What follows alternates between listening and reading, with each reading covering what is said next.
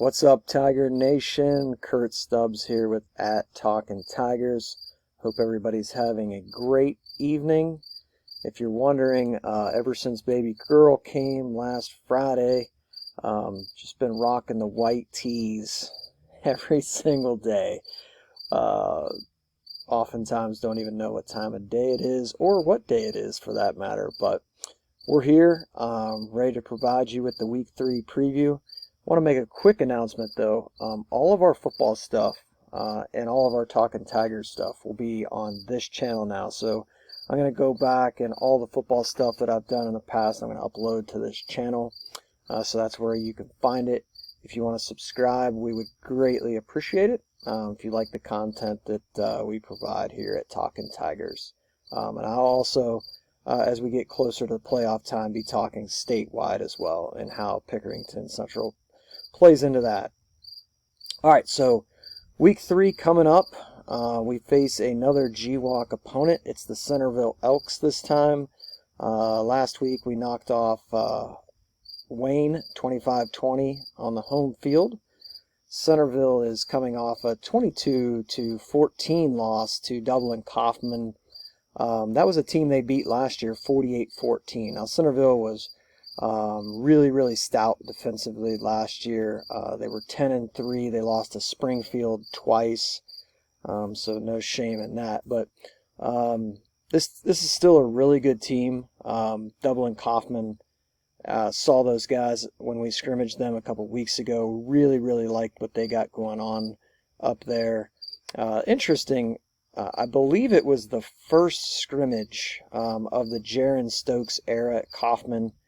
We were part of a scrimmage. I think it was a 3 or 4 team scrimmage up there. And I remember sitting in the crowd, and people from Kaufman were laughing and saying, this is never going to work here. But, you know, who's laughing now? This team is only going to get, this program and this team is only going to get better and better.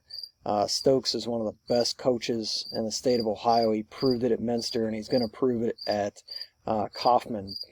And last week, quarterback Quinn Hart, who I really liked when we scrimmaged them, did it with both his legs and his arm last week. He had a touchdown of both. I think he had 136 yards rushing, which was 184 for Kaufman on the ground, about 5 yards a carry for the Rocks against the Elks last week. So, interesting. Centerville, I think maybe like their top 4 or 5 tacklers last week were defensive backs, which tells you those defensive backs were having to make a lot of plays, which is never good. But two guys that jump out on the defensive side of the ball are Ross Kopic, he'll wear number 1, and then Reggie Powers the third, he'll wear number 3. He's a Michigan State commit. So keep an eye on those 2 guys on the defensive side of the ball for Centerville.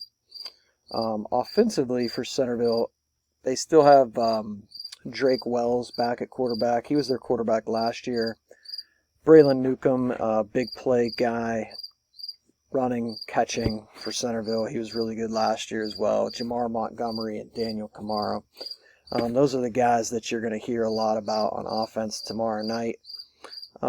You know, on our side of things, man, I just really think this offense is so close to exploding.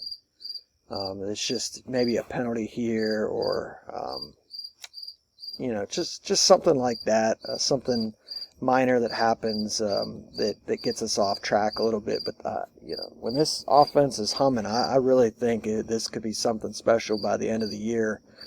Especially as Rocco gets more and more comfortable with his playmakers.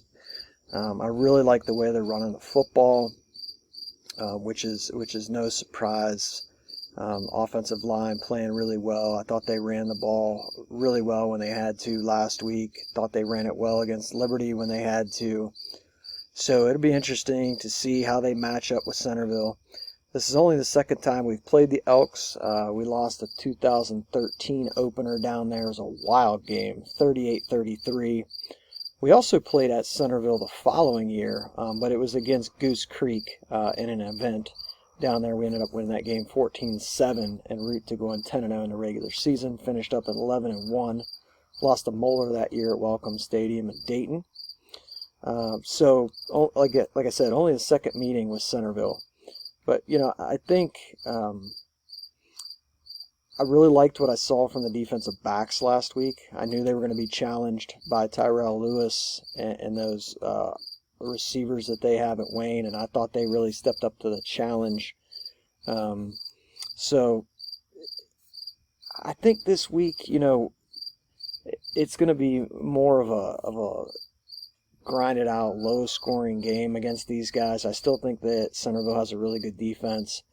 So, if we could get to the high 20s, low 30s, I think we win this game for sure. But I think it's going to be a battle down there. Other than that, man, I hope everybody, if you're heading down that way, have safe travels. Just hoping the Tigers can get to 3-0 because we know what next week is.